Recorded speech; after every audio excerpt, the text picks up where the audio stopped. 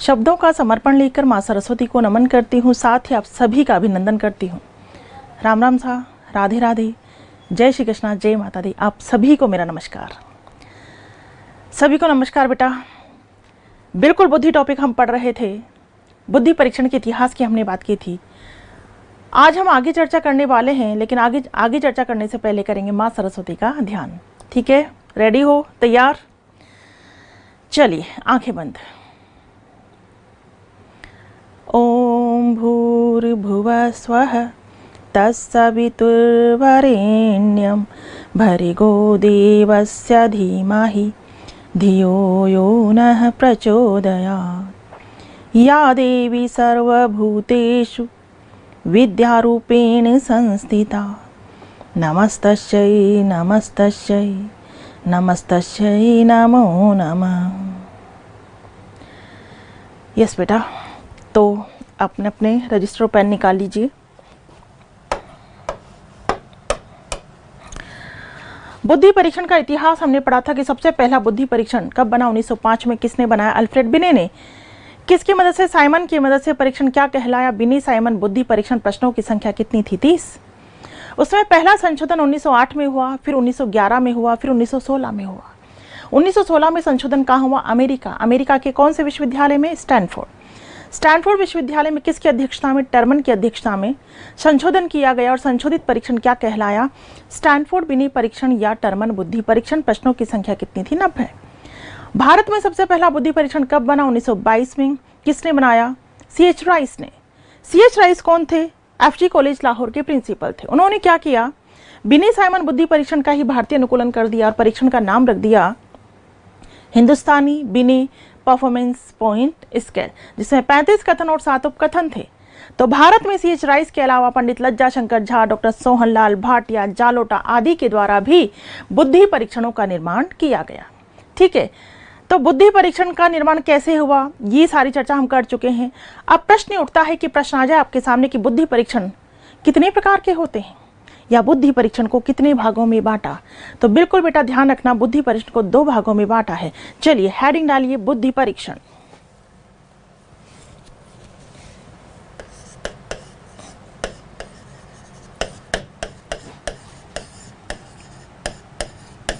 बुद्धि परीक्षण को 2 भागों में बांटा है।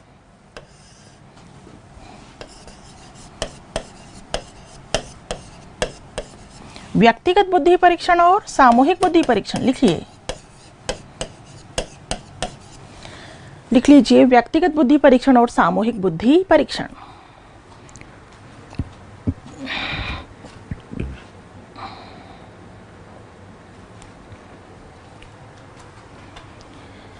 ठीक है, व्यक्तिगत और सामूहिक।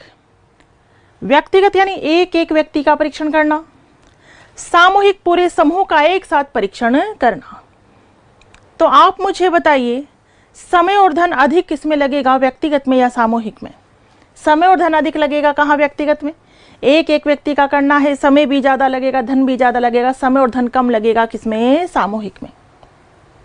किसमें? सामूहिक में। शिक्षक और शिक्षार्थी के निकट का संपर्क किसमें रहेगा? निकट का संपर्क किसमें रहेगा? व्यक्तिगत में। और दूर का संपर्क किसमें रहेगा? सामूहिक में। शिक्षार्थी बिल्कुल सतर्क रहेगा किसमें? व्यक्तिगत में। उदासीन हो सकता है किसमें? सामूहिक में। उदासीन हो सकता है किसमें? सामूहिक में। अधिक विश्वसनीय परिणाम किससे मिलेंगे? व्यक्तिगत से। और कम विश्वसनीय परिणाम सामूहिक से। ये बात तो क्लियर है? अरे व्यक्तिगत यानी एक एक व्यक्ति का परीक्षण करना, सामूहिक पूरे समूह का एक साथ परीक्षण करना। ठीक है, तो सीधी सी बात है, समय और धन कम कहाँ लगेगा? कम तो यहाँ लगेगा। समय और धन अधिक कहाँ लगेगा? व्यक्तिगत में। शिक्षक और शिक्षार्थी के दूर का संपर्क रहेगा सामूहिक में, निकट का संपर्क रहेगा व्यक्तिगत में। शिक्षार्थी उदासीन हो सकता है सामूहिक में, सतर्क रहना होगा व्यक्तिगत में। अधिक विश्वसनीय परिणाम व्यक्तिगत से और कम विश्वसनीय परिणाम सामूहिक से। इतनी बात क्लियर है? अब आगे देखिए, व्यक्तिगत को भी 2 भागों में बांटा है, शाब्दिक और अशाब्दिक। सामूहिक को भी 2 भागों में बांटा है, शाब्दिक और अशाब्दिक, शाब्दिक और अशाब्दिक। ठीक है, व्यक्तिगत को दो भागों में शाब्दिक अशाब्दिक, सामूहिक को दो भागों में शाब्दिक अशाब्दिक। अब शाब्दिक परीक्षण किसे कहते हैं? शाब्दिक परीक्षण वे होते हैं जिनमें शब्दों का प्रयोग होता है, जिनमें शब्दों का प्रयोग होता है। ठीक है, शब्दों का प्रयोग बोलकर हुआ हो या लिखकर। आप मुझे लिखकर आंसर दें, कौन सा परीक्षण हुआ? शाब्दिक। आप मुझे बोलकर आंसर दें, बोलकर आंसर दें, ये भी कौन सा परीक्षण हुआ? शाब्दिक। शब्दों का प्रयोग तो हो रहा है ना। कुछ कंफ्यूज हो जाते हैं, कुछ कहते हैं अच्छा लिखकर आंसर शाब्दिक, बोलकर आंसर अशाब्दिक। नहीं बेटा, बोलकर आंसर दे रहे हैं ये भी तो शाब्दिक हुआ, लिखकर आंसर दे रहे हैं ये भी तो शाब्दिक हुआ। तो शाब्दिक परीक्षण वे होते हैं जिनमें शब्दों का प्रयोग होता है, बोलकर हुआ हो या लिखकर हुआ हो। और अशाब्दिक परीक्षण वे होते हैं जिनमें शब्दों का प्रयोग होता ही नहीं है। अशाब्दिक परीक्षण वे होते हैं जिनमें शब्दों का प्रयोग होता ही नहीं है।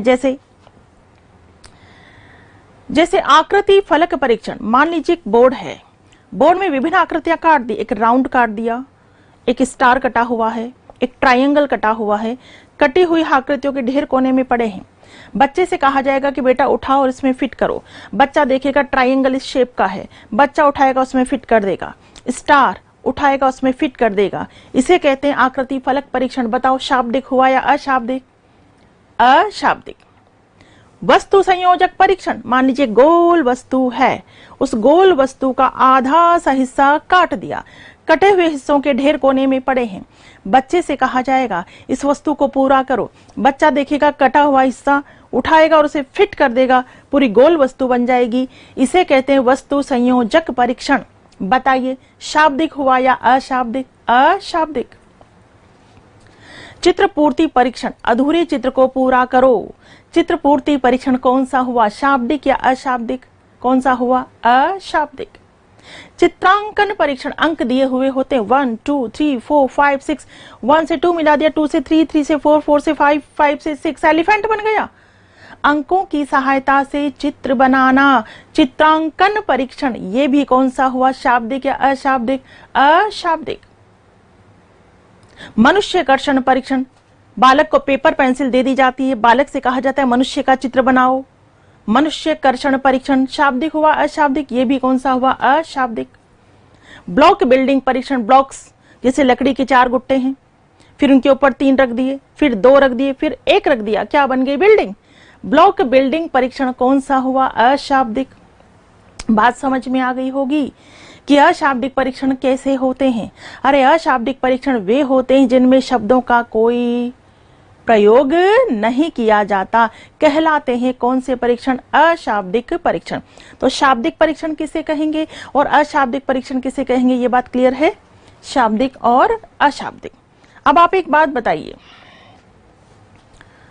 विभिन्न भाषी लोग हैं, आप अलग भाषा जानते हैं, आप अलग भाषा, आप अलग भाषा और आप अलग। विभिन्न भाषी लोगों के लिए शाब्दिक परीक्षण ज्यादा उपयोगी होंगे या अशाब्दिक परीक्षण? बताइए, सीधी सी बात है, अशाब्दिक परीक्षण। गूंगे बहरे अंधों के लिए कौन से परीक्षण ज्यादा उपयोगी होंगे? शाब्दिक या अशाब्दिक? सीधी सी बात है, अशाब्दिक। अनपढ़ व्यक्तियों के लिए कौन से परीक्षण ज्यादा उपयोगी होंगे? अनपढ़ व्यक्तियों के लिए भी कौन से परीक्षण ज्यादा उपयोगी होंगे? अशाब्दिक परीक्षण। ठीक है, अशाब्दिक परीक्षण। बात समझ में आई? इतनी बात क्लियर है? पहले एक लाइन लिखो, एक लाइन लिखिए, लिखिए यहां पर एक लाइन। शाब्दिक परीक्षण वे होते हैं, शाब्दिक परीक्षण वे होते हैं जिनमें शब्दों का प्रयोग होता है, शब्दों का प्रयोग होता है बोलकर या लिखकर, बोलकर या लिखकर।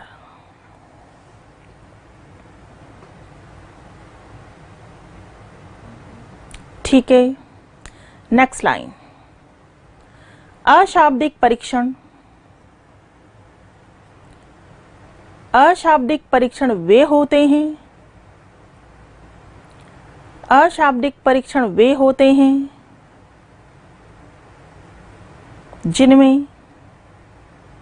जिनमें शब्दों का प्रयोग नहीं होता,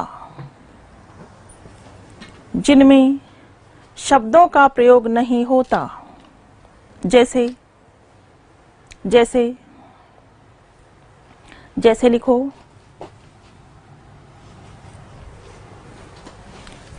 जैसे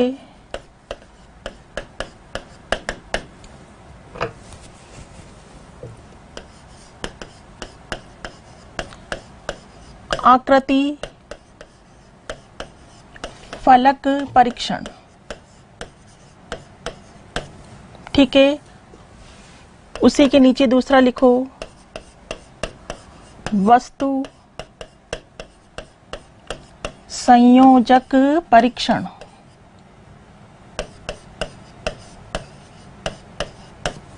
नेक्स्ट लिखो,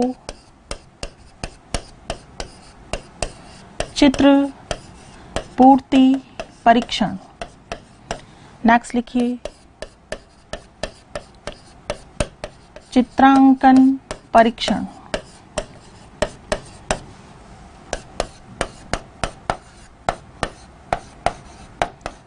नेक्स्ट, ब्लॉक बिल्डिंग परीक्षण।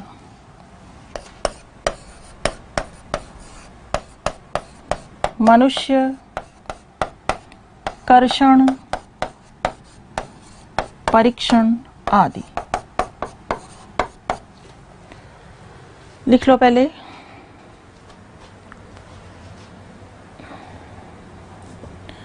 आकृति फलक परीक्षण, वस्तु संयोजक परीक्षण,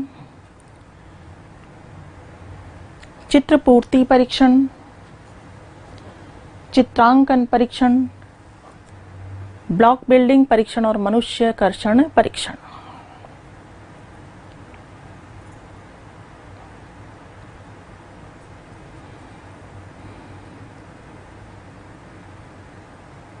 लिख लिया सभी ने? अब देखो, ये कौन से परीक्षण लिखे हैं आपने? अशाब्दिक परीक्षण। ये जो अशाब्दिक परीक्षण यानी अशाब्दिक परीक्षण भी दो प्रकार के हैं। ऐसे अशाब्दिक परीक्षण जिसमें बालक को पेपर पेंसिल की आवश्यकता होती, वो तो कहलाएंगे पेपर पेंसिल अशाब्दिक परीक्षण। और ऐसे अशाब्दिक परीक्षण जिसमें बच्चे को पेपर पेंसिल की नहीं, किसी ब्लॉक्स की, बोर्ड की, अन्य वस्तुओं की आवश्यकता होती है, वो कहलाते हैं निष्पादन परीक्षण या क्रियात्मक परीक्षण। ठीक है, निष्पादन परीक्षण कह दो या क्रियात्मक परीक्षण कह दो। बात समझ में आ रही है? तो ये कौन से लिखे आपने? अशाब्दिक परीक्षण। अब देखो, आकृति फलक परीक्षण को कौन सा बोलेंगे हम? पेपर पेंसिल बोलेंगे या निष्पादन परीक्षण बोलेंगे? क्या आकृति फलक परीक्षण में पेपर पेंसिल की आवश्यकता है? नहीं है। तो ये कौन सा परीक्षण होगा? तो ये कौन सा परीक्षण होगा? कौन सा परीक्षण होगा? निष्पादन, निष्पादन परीक्षण। निष्पादन कह दो या कह दो क्रियात्मक परीक्षण। ठीक है, निष्पादन या क्रियात्मक परीक्षण। इंग्लिश में क्या कहेंगे बेटा? Performance test.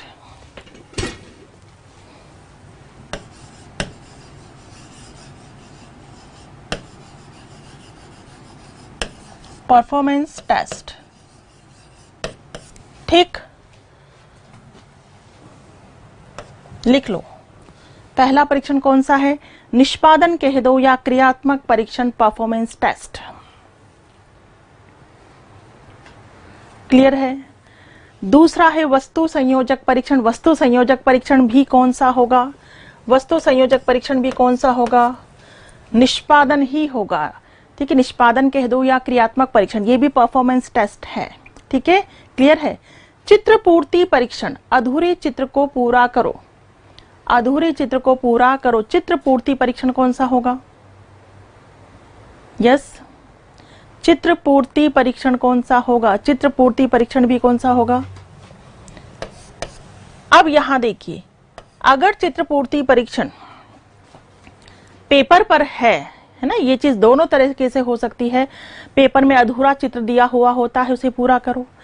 दूसरा, आपने देखा होगा बच्चों के पास टॉयज होते हैं, खिलौने होते हैं, उसमें अधूरा चित्र बना हुआ होता है, बच्चा जोड़ जोड़ कर उसे पूरा चित्र बनाता है है ना। बच्चा कुछ स्टिकर्स होते हैं, उन्हें जोड़ जोड़ के पूरा चित्र बनाता है, तो ये दोनों प्रकार का हो सकता है। चित्र पूर्ति परीक्षण दोनों प्रकार का हो सकता है, लिख लो, पेपर पेंसिल भी और निष्पादन भी। क्लियर। चित्रांकन परीक्षण तो पेपर पेंसिल ही होगा, ये लिख लो आप, दोनों प्रकार का हो सकता है।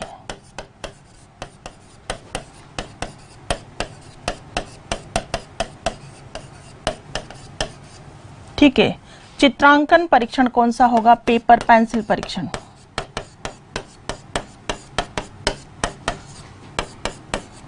चित्रांकन कौन सा होगा? Paper pencil. ब्लॉक बिल्डिंग कौन सा होगा बेटा? सीधी सी बात है, निष्पादन होगा ब्लॉक बिल्डिंग। निष्पादन परीक्षण होगा ब्लॉक बिल्डिंग। मनुष्य कर्षण कौन सा होगा? पेपर पेंसिल, क्योंकि बच्चे को पेपर पेंसिल दे दी जाती है और बच्चे से कहा जाता है मनुष्य का चित्र बनाओ, तो मनुष्य कर्षण भी कौन सा होगा? पेपर पेंसिल परीक्षण।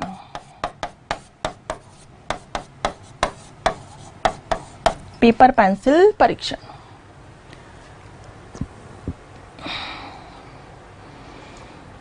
लिख लीजिए।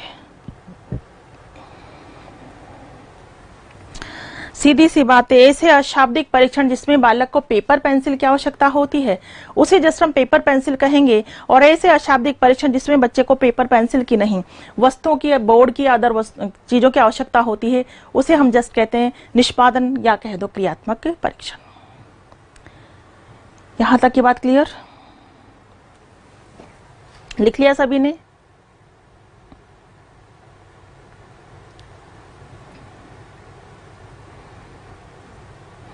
यस, ठीक है। चलो आगे लिखिए, नेक्स्ट लाइन लिखिए। लिखिए, विभिन्न भाषी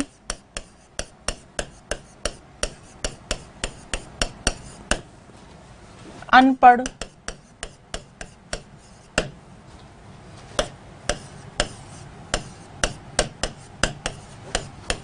गूंगे बहरे अंधे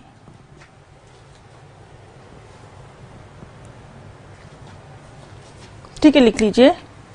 विभिन्न भाषी अनपढ़ गूंगे बहरे अंधे व्यक्तियों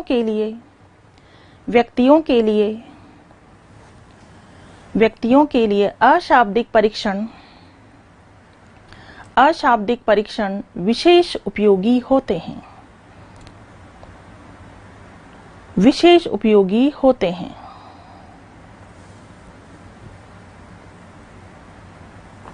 विशेष उपयोगी होते हैं। ठीक है, नेक्स्ट लाइन लिखो। नेक्स्ट लाइन, अशाब्दिक परीक्षणों को संस्कृति स्वतंत्र परीक्षण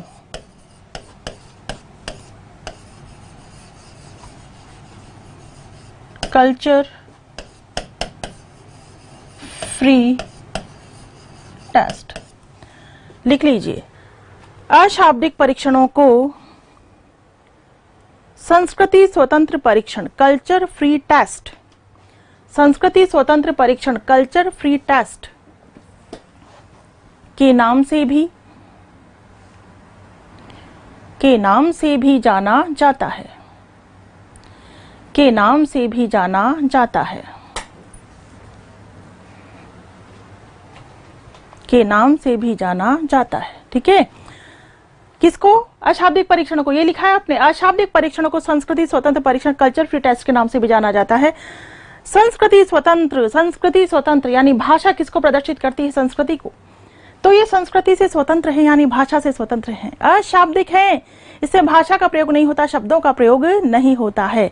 तो अशाब्दिक परीक्षणों को संस्कृति स्वतंत्र परीक्षण के नाम से भी जाना जाता है। यहां तक ये बात समझ में आ गई? पहले अगर यहां तक ये बात समझ में आ गई है तो हम चलेंगे पहले पेज पर। देखो, बुद्धि परीक्षणों को कितने भागों में बांटा? 2, व्यक्तिगत और सामूहिक। व्यक्तिगत को कितने? 2, शाब्दिक अशाब्दिक। सामूहिक को भी शाब्दिक अशाब्दिक। शाब्दिक परीक्षण वे होते हैं जिनमें शब्दों का प्रयोग होता है बोलकर या लिखकर। अशाब्दिक परीक्षण जिनमें शब्दों का प्रयोग नहीं होता। ठीक है, अशाब्दिक परीक्षण जिनमें शब्दों का प्रयोग नहीं होता, जैसे आकृति फलक परीक्षण, वस्तु संयोजक परीक्षण, चित्रपूर्ति परीक्षण, चित्रांकन परीक्षण, ब्लॉक बिल्डिंग परीक्षण, मनुष्य कर्षण परीक्षण। तो जो विभिन्न भाषी लोग होते हैं, अनपढ़ होते हैं, गूंगे बहरे होते हैं, विकलांग की श्रेणी में आते हैं, गूंगे बहरे अंधे, ऐसे व्यक्तियों के लिए भी अशाब्दिक परीक्षण विशेष उपयोगी होते हैं और अशाब्दिक परीक्षणों को संस्कृति स्वतंत्र परीक्षण के नाम से भी जाना जाता है।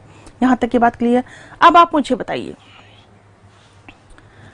अगर पूछ लिया जाए कि सबसे पहला, ठीक है, सबसे पहला व्यक्तिगत शाब्दिक बुद्धि परीक्षण कौन सा है, सबसे पहला व्यक्तिगत शाब्दिक बुद्धि परीक्षण कौन सा है, या पूछ लिया जाए पहले व्यक्तिगत परीक्षण बने या सामूहिक, पहले व्यक्तिगत परीक्षण बने या सामूहिक, या पूछ लिया जाए शुरुआत किसकी हुई पहले, व्यक्तिगत परीक्षणों की या सामूहिक परीक्षणों की, तो ध्यान देंगे सबसे पहले व्यक्तिगत परीक्षणों की शुरुआत हुई, क्योंकि मैं आपको बता चुकी हूं सबसे पहला परीक्षण 1905 में बना था। 1905 में बना था, किसने बनाया था, अल्फ्रेड बिने ने, साइमन की मदद से। वो सबसे पहला परीक्षण था और कौन सा था, वो व्यक्तिगत ही था, व्यक्तिगत शाब्दिक परीक्षण था वो। तो पूछ लिया जाए सबसे पहला व्यक्तिगत शाब्दिक बुद्धि परीक्षण कौन सा है, वही है बिने साइमन। पूछ लिया जाए पहले व्यक्तिगत परीक्षण बने या सामूहिक, तो ध्यान देना पहले व्यक्तिगत परीक्षण बने हैं। अरे सामूहिक बुद्धि परीक्षण तो प्रथम विश्व युद्ध के समय बने थे। प्रथम विश्व युद्ध के समय अमेरिका में सैनिकों की छटनी की आवश्यकता महसूस हुई, तो सैनिकों की छटनी करने के लिए, सैनिकों की छटनी करने के लिए अमेरिका में, आप बता सकते हैं कि प्रथम विश्व युद्ध कब हुआ था, यस 1914 में। लेकिन परीक्षण कब बना, 1917 में। परीक्षण कब बना, 1917 में। तो सैनिकों की छटनी करने के लिए, प्रथम विश्व युद्ध के समय सैनिकों की छटनी करने के लिए 1917 में दो प्रकार के सामूहिक परीक्षणों का निर्माण किया गया था। दो प्रकार के सामूहिक परीक्षणों का निर्माण किया गया था, आर्मी अल्फा परीक्षण और आर्मी बीटा परीक्षण। ठीक है, आर्मी अल्फा परीक्षण और आर्मी बीटा परीक्षण। आर्मी अल्फा तो सामूहिक शाब्दिक था और आर्मी बीटा सामूहिक अशाब्दिक था। बात समझ में, लिख लो, एक लाइन लिखो, आगे लिखो एक लाइन। सबसे पहला व्यक्तिगत शाब्दिक, सबसे पहला व्यक्तिगत शाब्दिक बुद्धि परीक्षण, सबसे पहला व्यक्तिगत शाब्दिक बुद्धि परीक्षण फ्रांस में, फ्रांस में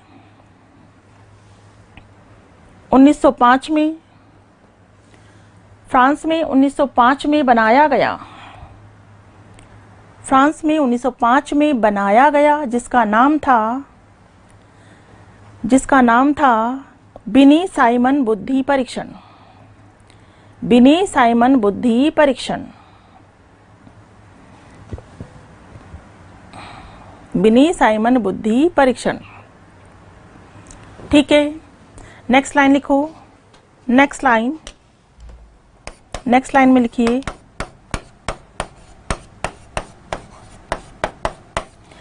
ओटीएक्स के द्वारा, नेक्स्ट लाइन लिखो, ओटीएक्स के द्वारा अमेरिका में, ओटीएक्स के द्वारा अमेरिका में, अमेरिका में प्रथम विश्व युद्ध के समय, अमेरिका में प्रथम विश्व युद्ध के समय, प्रथम विश्व युद्ध के समय सैनिकों की छटनी करने के लिए, सैनिकों की छटनी करने के लिए 1917 में, 1917 में दो प्रकार के सामूहिक परीक्षणों का, दो प्रकार के सामूहिक परीक्षणों का निर्माण किया गया, सामूहिक परीक्षणों का निर्माण किया गया। नंबर 1 लिखो, आर्मी अल्फा परीक्षण, और नंबर 2 लिखो, आर्मी बीटा परीक्षण। आर्मी अल्फा परीक्षण और आर्मी बीटा परीक्षण। आर्मी अल्फा परीक्षण तो कौन सा था, सामूहिक शाब्दिक, और आर्मी बीटा सामूहिक अशाब्दिक, सामूहिक अशाब्दिक।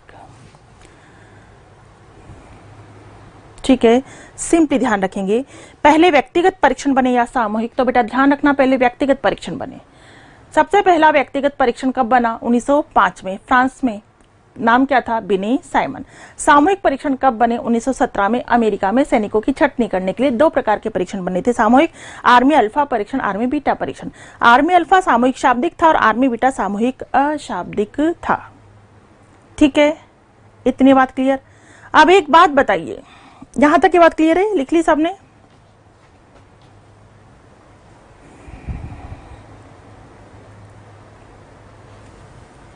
लिख लिया सभी ने?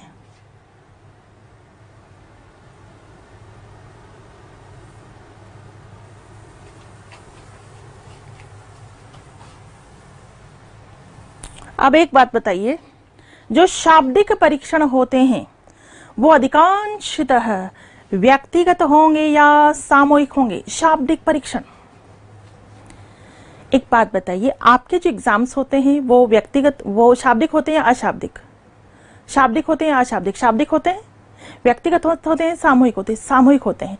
तो शाब्दिक परीक्षण अधिकांशतः सामूहिक होते हैं व कुछ व्यक्तिगत, जबकि अशाब्दिक परीक्षण अधिकांशतः कैसे होंगे? व्यक्तिगत और कुछ सामूहिक। ठीक है, चलो नेक्स्ट लाइन में लिखो। नेक्स्ट लाइन, शाब्दिक परीक्षण अधिकांशतः सामूहिक होते हैं, सामूहिक होते हैं व कुछ व्यक्तिगत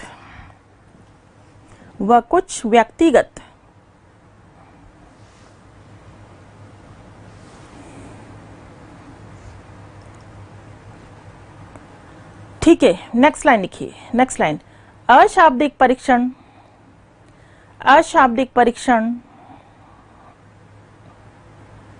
अधिकांशतः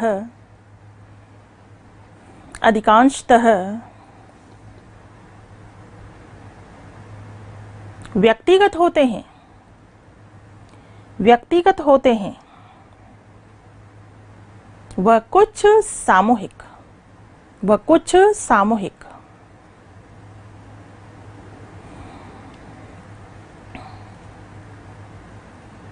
ठीक है, नेक्स्ट लाइन लिखो। नेक्स्ट लाइन, वर्तमान समय में प्रचलित परीक्षण है,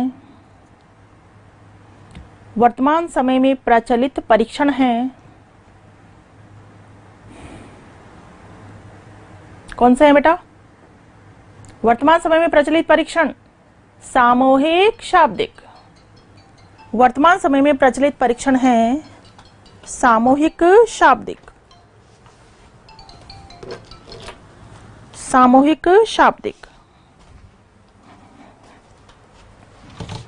ठीक है, नेक्स्ट लिखो। नेक्स्ट लाइन, सर्वश्रेष्ठ बुद्धि परीक्षण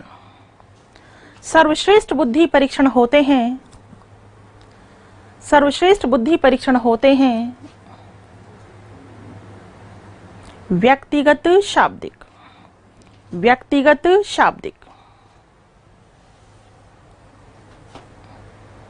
ठीक है, इतनी बात क्लियर। तो वर्तमान समय में जो प्रचलित परीक्षण है वो कौन से बेटा? कौन से हैं? सामूहिक शाब्दिक। आपकी परीक्षाएं सामूहिक होती है और शाब्दिक होती है, लेकिन अगर सर्वश्रेष्ठ पूछा जाए तो व्यक्तिगत होंगे ना, क्योंकि अधिक विश्वसनीय परिणाम किससे निकलते हैं? व्यक्तिगत से, है ना। और शाब्दिक अशाब्दिक में से बेस्ट किसे बताओगे? शाब्दिक को बताओगे। तो सर्वश्रेष्ठ बुद्धि परीक्षण होते हैं व्यक्तिगत शाब्दिक। ठीक है, क्योंकि टर्मन ने भी अशाब्दिक परीक्षणों की आलोचना की है। टर्मन ने अशाब्दिक परीक्षणों की आलोचना करते हुए ये कहा कि वो परीक्षण किस काम का जिसमें भाषा का प्रयोग ही ना होता हो। वो परीक्षण किस काम का जिसमें भाषा का प्रयोग ही नहीं होता है। तो टर्मन ने अशाब्दिक परीक्षणों की आलोचना करते हुए शाब्दिक परीक्षणों को उचित ठहराया। लेकिन कुछ मनोवैज्ञानिक हैं जो अशाब्दिक परीक्षणों को उचित बताते हैं। ठीक है, कुछ मनोवैज्ञानिक अशाब्दिक परीक्षणों को उचित बताते हैं। तो निष्कर्ष रूप में आपसे पूछ लिया जाए कि बताओ बेटा, शाब्दिक व अशाब्दिक परीक्षण एक दूसरे के समान हैं, पूरक हैं, विरोधी हैं? बताइए, शाब्दिक व अशाब्दिक परीक्षण एक दूसरे के समान हैं, एक दूसरे के पूरक हैं, या एक दूसरे के विरोधी हैं? एक दूसरे के पूरक। जहां शाब्दिक काम नहीं करेगा वहां अशाब्दिक, और जहां अशाब्दिक काम नहीं करेगा वहां शाब्दिक। क्लियर? नेक्स्ट लाइन में लिखो, टर्मन टर्मन ने अशाब्दिक परीक्षणों की आलोचना करते हुए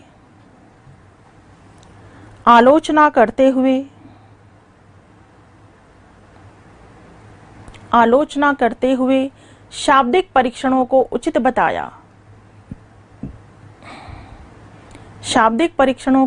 बताया।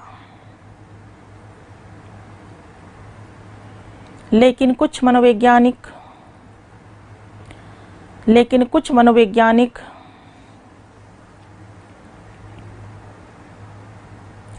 अशाब्दिक परीक्षणों को उचित बताते हैं।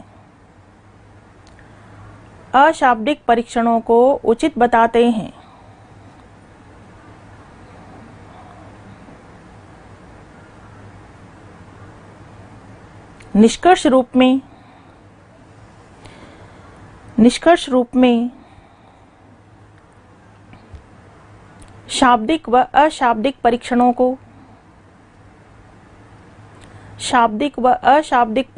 को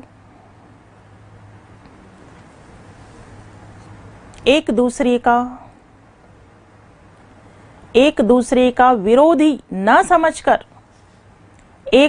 का विरोधी न समझकर पूरक समझना चाहिए।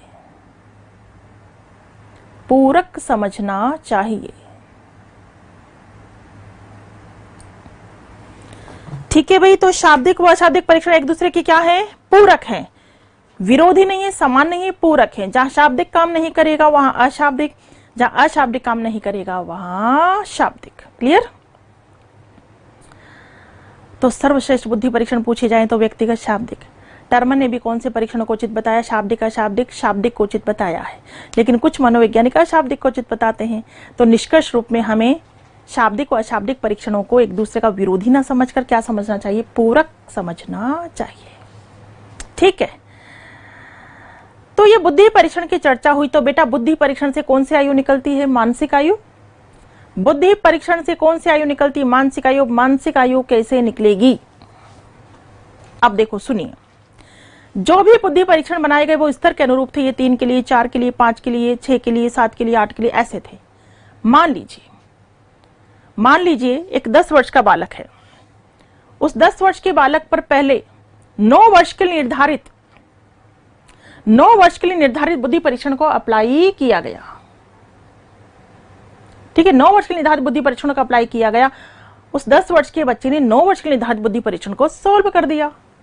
तो फिर इस 10 वर्ष के बच्चे पर 10 वर्ष के निर्धारित बुद्धि परीक्षण को सॉल्व किया गया, अप्लाई किया गया।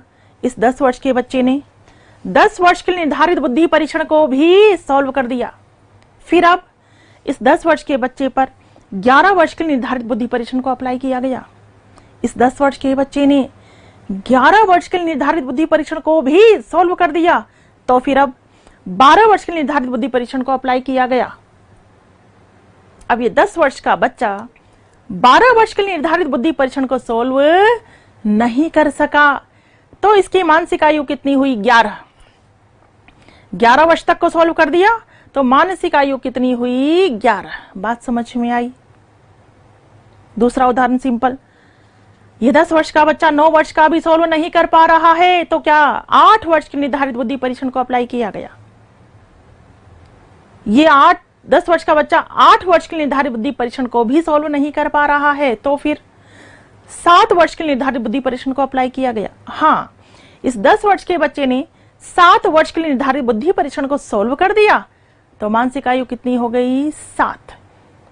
जिस भी आयु स्तर के प्रश्नों को बालक हल कर देता है वही उसकी मानसिक आयु मानी जाती है।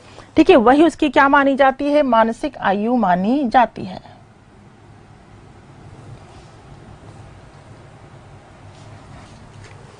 देखो इधर आपने 2 शब्द सुने हैं। एक शब्द होता है बैसल वर्ष, एक होता है टर्मिनल वर्ष। टर्मिनल वर्ष किसे हम बेसल वर्ष कहेंगे, किसे टर्मिनल वर्ष कहेंगे। किसे कहते हैं बेसल वर्ष और किसे कहते हैं टर्मिनल वर्ष? सुनिए, बेसल वर्ष किसे कहते हैं?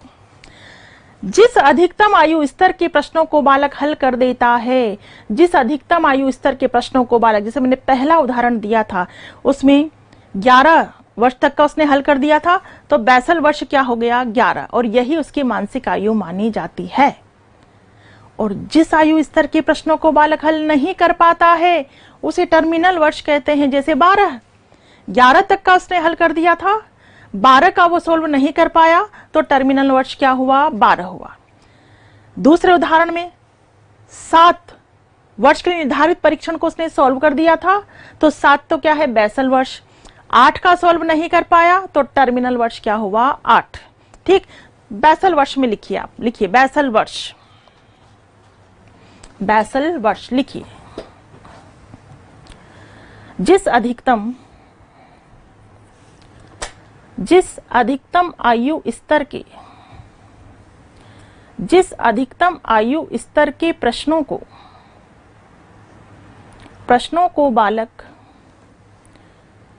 को बालक हल कर देता है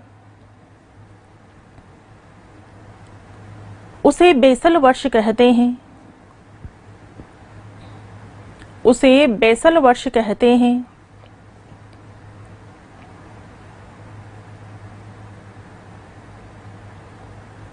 और यही उसकी मानसिक आयु मानी जाती है, और यही उसकी मानसिक आयु मानी जाती है।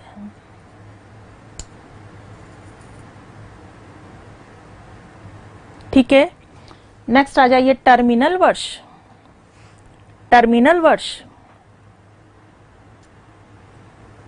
इसमें लिखो जिस आयु स्तर के प्रश्नों को बालक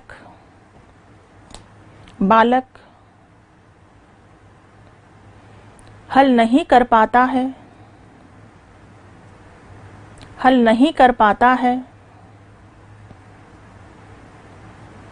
उसे टर्मिनल वर्ष कहते हैं, उसे टर्मिनल वर्ष कहते हैं। ठीक है, ये दोनों शब्द क्लियर हैं? ठीक, जिस आयु स्तर के प्रश्नों को बालक हल कर देता है बेसल वर्ष, जिसको हल नहीं कर पाता है टर्मिनल वर्ष। बेसल वर्ष 7 है तो टर्मिनल वर्ष 8 है। बेसल वर्ष 11 है तो टर्मिनल वर्ष 12 है। बेसल वर्ष 13 है तो टर्मिनल वर्ष 14 है। ठीक है, क्लियर? तो अब देखिए, पहले उदाहरण में मानसिक आयु या बेसल वर्ष कितना था? 11। वास्तविक आयु मैंने बालक की क्या बताई थी? 10 इंटू क्या कर देंगे? 100। ठीक है, आईक्यू निकालने के लिए ऐसा ही करेंगे।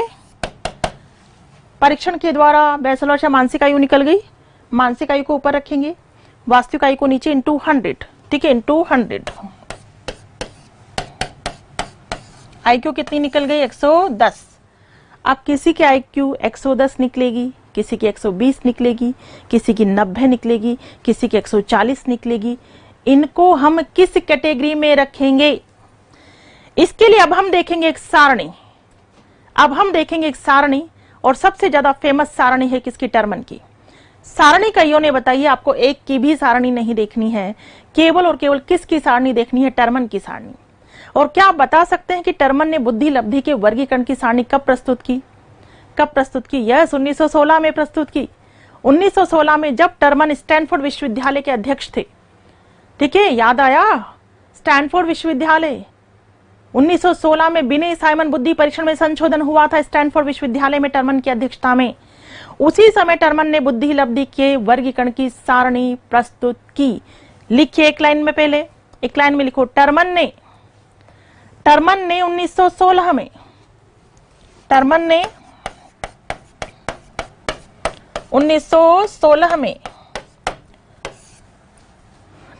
1916 में बुद्धि लब्धि के वर्गीकरण की सारणी तैयार की। बुद्धि लब्धि के वर्गीकरण की सारणी तैयार की।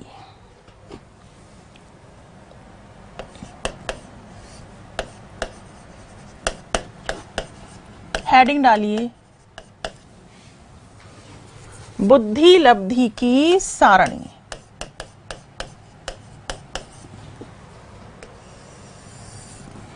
ठीक है, बुद्धि लब्धि की सारणी।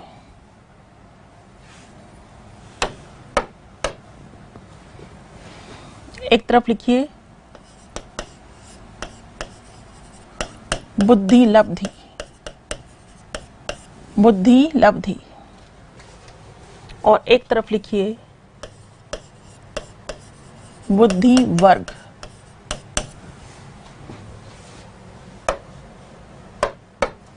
ठीक है, एक तरफ लिख लो बुद्धि लब्धि और एक तरफ लिख लो बुद्धि वर्ग। ठीक, लिखना शुरू करिए। 140 से अधिक,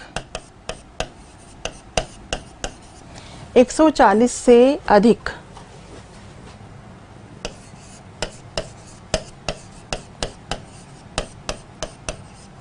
प्रतिभाशाली, जीनियस, 140 से अधिक प्रतिभाशाली। 120 से 139, 120 से 139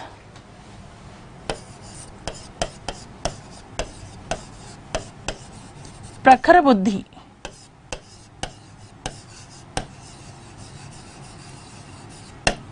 सुपीरियर, प्रखर बुद्धि सुपीरियर।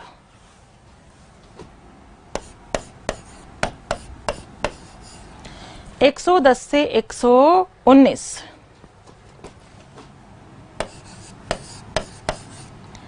तीव्र बुद्धि,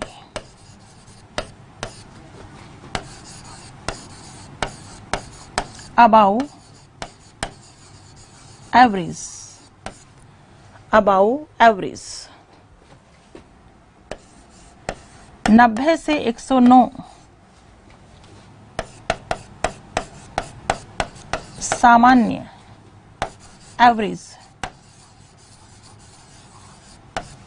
लिखते चले जाओ बेटा। 80 से 89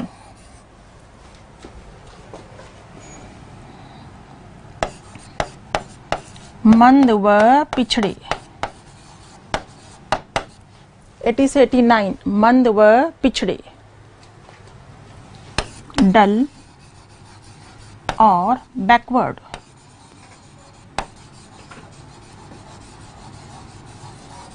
डल और बैकवर्ड। 70 से 79 निर्बल बुद्धि,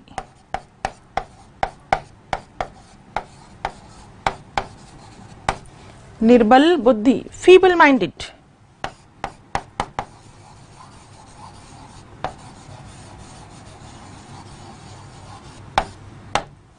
फीबल माइंडेड। 70 से कम,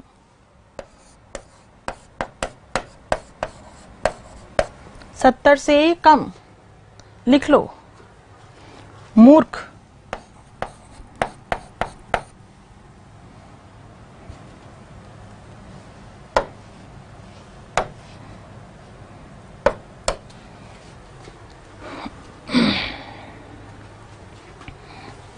लिख लो प्रतिभाशाली, या हम इसे कह सकते हैं अतिश्रेष्ठ, अतिश्रेष्ठ। Very superior, very superior.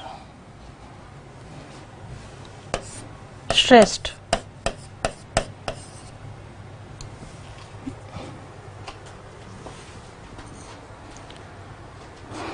ठीक है। तीव्र बुद्धि उच्च औसत, उच्च औसत।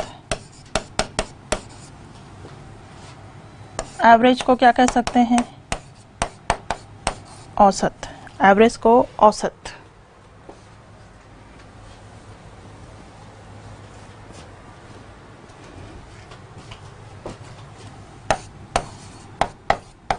क्षीण बुद्धि, निर्बल बुद्धि, क्षीण बुद्धि।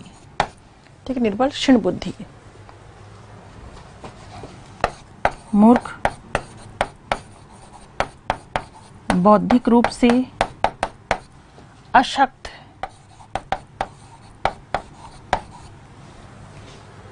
लिखो पहले। हाँ, मूर्ख, मूड, जड़ भी आएंगे अभी, पहले इतना लिख लो, ठीक है, इतना लिख लो पहले।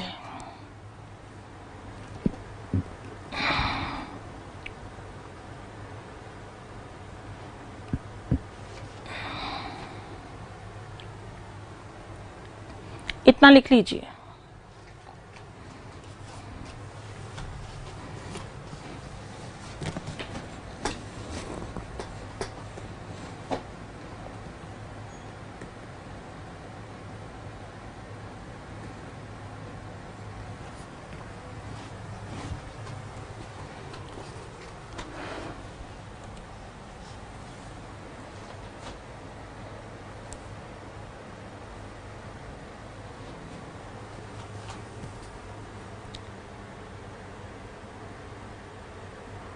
लिख लिया इतना?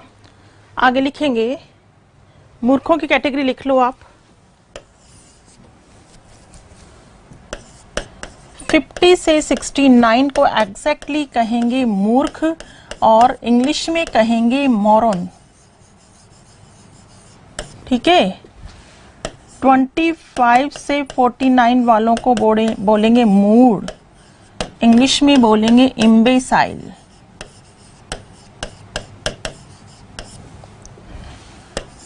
25 से कम या 0 से 25, ठीक है, इन्हें बोलेंगे जड़, इडियट। लिख लो।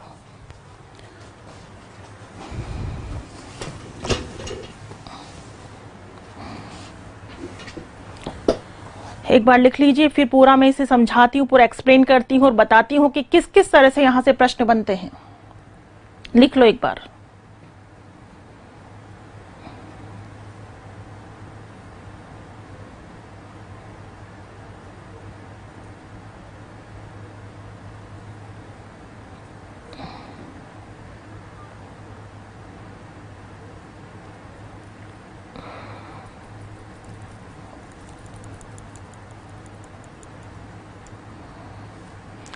ठीक है, चलो अब समझ लो एक बार। देखो, 140 से अधिक प्रतिभाशाली या हम कहेंगे अति श्रेष्ठ, 120 से 139 प्रखर बुद्धि, ये पूरा आपने लिख ही लिया है। अब सबसे पहले मुझे एक बात बताओ कि सबसे ज्यादा कौन से व्यक्ति होते हैं, सबसे ज्यादा प्रतिशत किन व्यक्तियों का पाया जाता है, ये बताइए आप मुझे। सबसे ज्यादा, ठीक है, सबसे ज्यादा कौन होते हैं? कौन होते हैं? सामान्य। प्रतिभाशाली तो केवल 1% होते हैं, प्रखर बुद्धि 5%, तीव्र बुद्धि 14%, ये होते हैं 60%, मंद बुद्धि होते हैं 14%, निर्बल बुद्धि होते हैं 5%, मूर्ख होते हैं 1%। पहले ये लिख लो, पूरा करोगे 100% हो गए,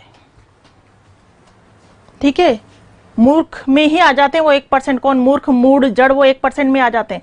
पहले ये सिंपली ध्यान रखना है, सिंपली ध्यान रखना है कि सबसे कम होते हैं प्रतिभाशाली और मूर्ख, ठीक है। प्रतिभाशाली 1%, प्रखर बुद्धि 5%, तीव्र बुद्धि 14, सामान्य होते हैं, सबसे ज्यादा एवरेज व्यक्ति पाए जाते हैं 60%, मंद 14%, निर्बल 5%, मूर्ख 1%। ये सिंपली ध्यान रखना, क्लियर। अब प्रश्न आ जाए, प्रतिभाशाली बालकों की बुद्धि लब्धि होती है, सुनिएगा ध्यान से। प्रश्न आ जाए, प्रतिभाशाली बालकों की बुद्धि लब्धि होती है 80 से अधिक, 90 से अधिक, 100 से अधिक, 110 से अधिक।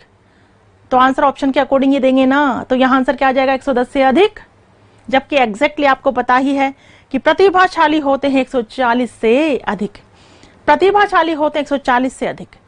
प्रश्न आ जाए, पिछड़े बालकों की बुद्धि लब्धि होती है, पिछड़े बालकों की बुद्धि लब्धि होती है। ध्यान देना, बुक्स में अलग अलग है पिछड़े बालक, लेकिन आपको यहां वाला ही ध्यान रखना है। पिछड़े बालक होते हैं क्या? 80 से 89। पिछड़े बालकों की बुद्धि लब्धि 80 से 89 होती है। कुछ बुक्स उठाकर देखोगे, पीडी पाठक वगैरह उठाकर देख के देखोगे तो उसमें अलग आंकड़े आपको मिल सकते हैं। आंकड़े ही करेक्ट पढ़ने होते हैं, क्योंकि ये सारणी हर एग्जाम में खरी उतरी है, और शायद ऐसा कोई एग्जाम हो जिसमें सारणी से प्रश्न न बनता हो, एक बात ध्यान रखना। इसलिए सारणी को तो आपको घोट करके पी जाना है। पूरी तरह से घोट करके पी जाना। इस सारणी को पूरी तरह से याद रखना है क्योंकि सारणी पर से प्रश्न बनते हैं। केवल सारणी ध्यान रखनी है टर्मन की। किसकी ध्यान रखनी है? टर्मन की, क्योंकि अभी तक जितने भी एग्जाम्स हुए हैं उसमें इस सारणी 100% खरी उतरी है। क्लियर? तो बिल्कुल पिछड़े बालकों की बुद्धि लब्धि होती है क्या? 80 से 89, 80 से 89। मूर्ख की बुद्धि लब्धि पूछ ली जाए। मूर्ख, अब आप कहेंगे दो जगह मूर्ख लिखवाया है मैडम आपने। 70 से कम भी मूर्ख हैं, 70 से कम भी मूर्ख हैं और 50 से 69 भी मूर्ख हैं। तो मूर्खों की बुद्धि लब्धि पूछ ली जाए तो मूर्खों की बुद्धि लब्धि एग्जैक्टली तो क्या होगी? ये होगी। अगर आपके सामने ये ऑप्शन नहीं है तो मूर्ख 70 से कम। भाई अगर प्रश्न आ जाए मूर्ख की बुद्धि लब्धि होती है 70 से कम, 50 से 69, 25 से 49, तो 50 से 69। अगर ये ऑप्शन नहीं है तो 70 से कम। ठीक। जड़ बालकों की बुद्धि लब्धि कई बार प्रश्न पूछा जा चुका है। जड़ बालकों की बुद्धि लब्धि 25 से कम, या कह दो 0 से 25, या कह दो 0 से 25। किसकी? जड़ बालकों की बुद्धि लब्धि 0 से 25। यहां तक की बात समझ में आ गई। पहला तरीका यह है प्रश्न बनने का कि किसकी कितनी बुद्धि लब्धि होती है। अब आपसे पूछ लिया जाए एक बालक जिसकी बुद्धि लब्धि 125 है, एक बालक जिसकी बुद्धि लब्धि 125 है उसे किस श्रेणी में रखोगे? एक बालक जिसकी बुद्धि लब्धि 125 है किस श्रेणी में रखोगे? बताइए किस वर्ग में आएगा वो बालक? तो सीधी से 125 यही आएगा ना, इसी के बीच का रेशियो है, तो किस में रख देंगे? प्रखर बुद्धि। प्रखर बुद्धि। प्रश्न आ जाए एक बालक जिसकी बुद्धि लब्धि 115 से 120 है, एक बालक जिसकी बुद्धि लब्धि 115 से 120 है, किस में रखोगे? किस वर्ग में रखोगे? 115 से 120 किस वर्ग में रखोगे? तो बेटा 115 से 120 वाला रेशियो यही है, यही है ना 115 से 120 वाला रेशियो। तो किस में रखोगे? तीव्र बुद्धि में। अब केवल आप एक वर्ड 120 पे मत चले जाना, इतना वो मत करना, ठीक है। 115 से 120 पूछा है तो कौन से रेशियो को कवर कर रहा है? इसी को कवर कर रहा है ना, तीव्र बुद्धि। इसी तरह पूछ लिया जाए एक बालक जिसकी बुद्धि लब्धि, एक बालक जिसकी बुद्धि लब्धि 100 से 110 है, 100 से 110 को किस में रखोगे? 100 से 110 इसी में आएगा ना, 100 से 110 इसी में आएगा, तो वो किस में आ जाएगा? सामान्य में। कुल मिलाकर एक दो शब्द इधर हो जाएं तो आपको कंफ्यूज होने की आवश्यकता नहीं है। रेशियो देखना कि किसको कवर किया जा रहा है। क्लियर है इतनी बात? ठीक है।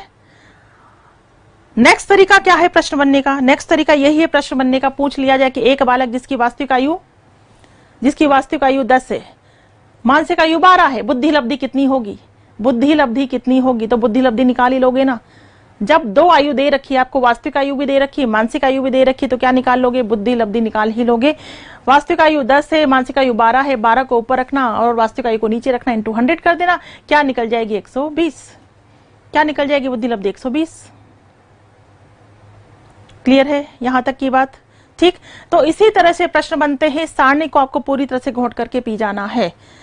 70 से कम मूर्ख होते हैं। इन्हीं मूर्खों में तीनों कैटेगरी आ गई। 50 से 69 वाले, 25 से 49 मूढ़ होते हैं, 25 से कम कौन होते हैं? जड़ होते हैं। 25 से कम जड़ होते हैं। इस सारणी को बहुत अच्छे से घोट कर पीना है क्योंकि इसी सारणी के साथ हमारा बुद्धि टॉपिक कंप्लीट हो जाता है।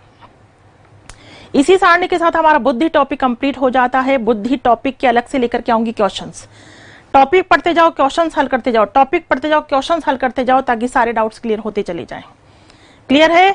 तो बुद्धि टॉपिक बेटा हमारा कंप्लीट हो चुका है। बुद्धि टॉपिक में आप सब कुछ पढ़ चुके हो। बुद्धि क्या होती है, बुद्धि किसे कहते हैं, परिभाषाएं क्या है, बुद्धि की विशेषताएं क्या है, बुद्धि के प्रकार क्या है, बुद्धि के सिद्धांत। सिद्धांतों में कार्य के सिद्धांत, 1 दर्जन सिद्धांत पढ़े आपने कार्य के सिद्धांत। कार्य के सिद्धांतों के बाद हमने चर्चा की है प्रक्रिया प्रधान सिद्धांत की। उसके बाद बुद्धिमापन के सोपान पढ़े हैं, फिर बुद्धि परीक्षण का इतिहास पढ़ा है, फिर पूरा बुद्धि परीक्षण पढ़ा है और उसके बाद पढ़ी है क्या? सारणी। यहीं से प्रश्न बनते हैं। ये पूरा टॉपिक कंप्लीट हुआ हमारा। कौन सा? बुद्धि। नेक्स्ट क्लास में लेकर के आ रही हूं बुद्धि से संबंधित क्वेश्चंस। आप क्वेश्चंस को बेहतरीन तरीके से हल कर सकें, इसके लिए इस टॉपिक को बहुत अच्छे से क्या कर लेना बेटा? रिवाइज कर लेना। ठीक है। तो आज की चर्चा को मैं यहीं पर कंप्लीट करती हूं। थैंक यू सो मच बेटा, थैंक यू सो मच।